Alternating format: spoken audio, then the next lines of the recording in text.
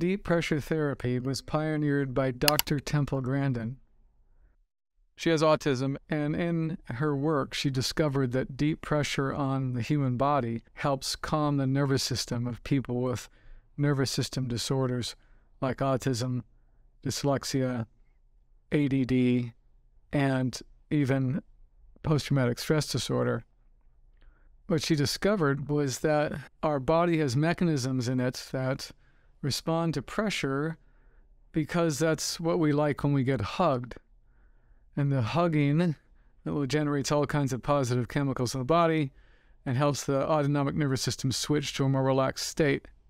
So in this video, I'm going to show you how to do that with simple tools. And I've got this 50-pound round that I'm going to use and placing it on a pillow to distribute the weight, and also make sure that you are able to maneuver this weight without too much effort.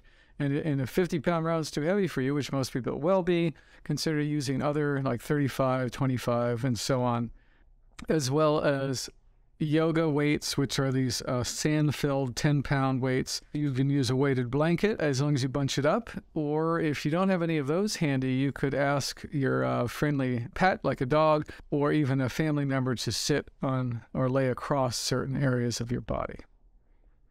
So we're going to start with the lower legs, and what I'm going to show you is 5 different sections of the body to put weight on.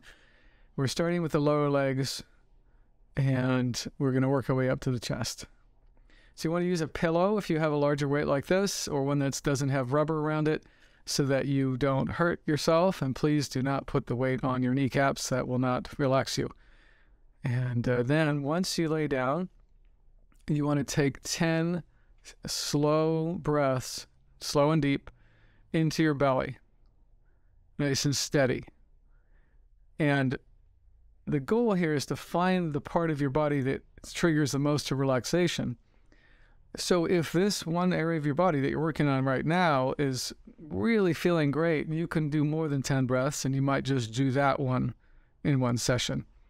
But I'm going to show you all those, the 5 different ones, and I recommend that in the first time you do this, you try all of them. And if you're having a hard time relaxing, definitely try all of them, because you may, from one day to the next, the area of your body that will help you relax due to pressure can change, although you may find that you have a favorite area that helps you relax more often than others. So the second position is the upper thighs. Again, be careful not to put the weight anywhere near your kneecaps. Once it's placed evenly, and by the way, if you have 10-pounders, you might have to 2, one on each thigh, even with a pillow. And then we take 10 slow, deep breaths. Now, the other part of this that I want to emphasize that's important is where you focus. So I recommend that you focus on the feeling of the pressure on your body and your breath, so the sensations of breathing. You could even switch back and forth between those two, but if you're capable of tracking both at once, that's very helpful as well. A nice deep breath. So we're going to do a minimum of 10 per section. And if you feel like you're so inspired, you can stay on this section longer. Nice, slow, deep breaths into your belly.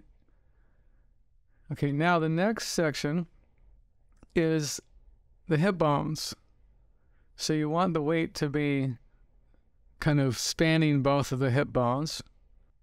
And again, focus on the pressure on your body in that area, the sensations, and then also focus on the sensations of breathing deeply and slowly.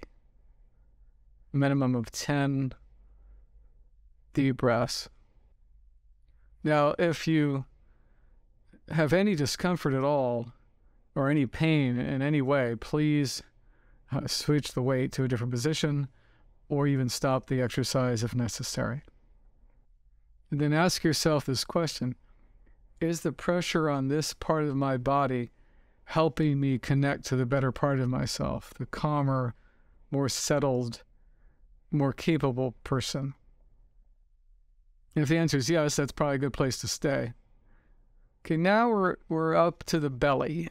And things get slightly different here because now you're actually breathing into the weight, which in itself as well can create more relaxation. So here, I want you to focus on the breath and the weight because now they're combined. And it's almost like you're doing little push-ups here with the belly against the weight. Nice, slow, deep breaths. You're going to do at least 10. Remember, you're focusing on the sensations of breathing and the sensations of pressure on the body. So here's the final position, chest. So you're going to be right on the rib cage here. And again, now you're still breathing into the weight itself. So breathe into the belly first and then up into the ribs, trying to push this weight up. And this position often feels very much like being hugged by a parent. It's the area that in this session gave me the most relaxation. I ended up kind of snoozing for about 20 minutes. And I want to show you what happened during that time. So you can see how my legs and my head twitch. And then I take a deep breath and let it out. So what that's a sign of is my nervous system switching from being very active to being relaxed. So if you feel a twitch and maybe even the kind of a spontaneous deep breath, that means your body is switching from active to relaxed. It's a very good sign. It's exactly what you're after when you do this exercise. You can see I twitch again. That's another slight kind of release of tension. So the twitching partly is what it signifies is that your body's letting go, and your physiology actually is letting go of stress and being in this kind of a stress state. Now, when you're done, you might be a little groggy, especially if it triggers a relaxation response. So take your time getting up. Don't rush. You may take a few deep breaths to get your bearing, and then very carefully, especially if you have a heavier weight like I do, move the weight in a way that will not counteract the good results, because you don't want to ruin your relaxation. So I recommend trying this daily if you have a lot of anxiety or other challenges. If you found this content helpful, please like and subscribe. You can look forward to more videos about how to overcome chronic illness and chronic pain.